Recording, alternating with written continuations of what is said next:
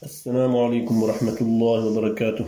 Fatwa al-Islamiyya, fatwa de Cheikh Swaleh Saleh dit Al-Fawzani, fatwa numéro 19 de la saison numéro 2, qui sera la suite de la question précédente, fatwa numéro 18.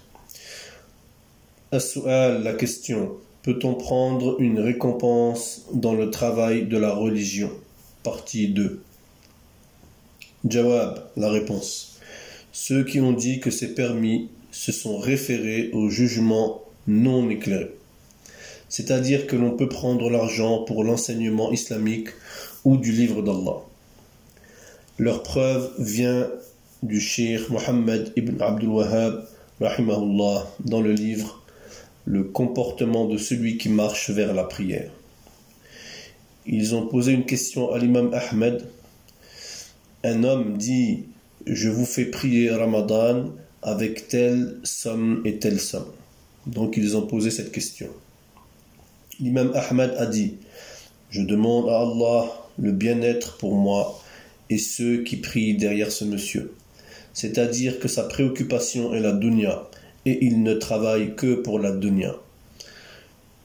Mais s'il y a de l'argent dans le trésor public ou bien dans une ONG et que les gens demandent eux-mêmes à recruter cette personne, c'est-à-dire que vous avez un accord de paiement pour un service, alors dans ce cas, il n'y a pas de problème. Voilà sa parole.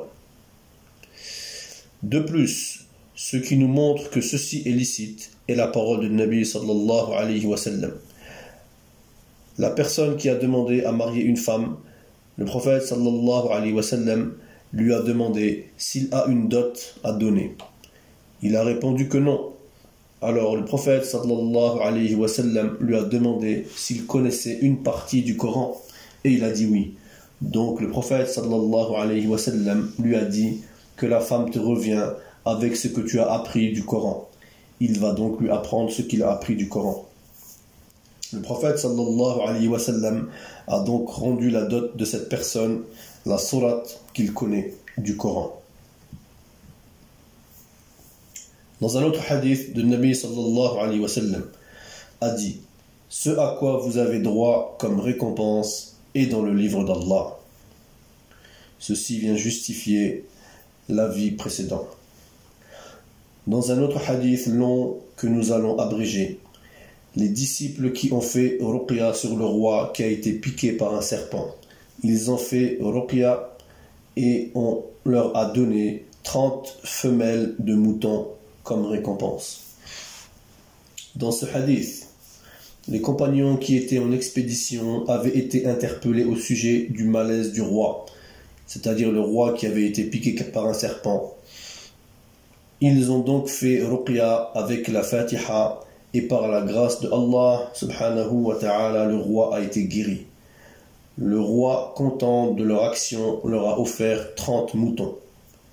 Les compagnons ont commencé à diverger pour savoir s'ils devaient accepter ou non ce cadeau.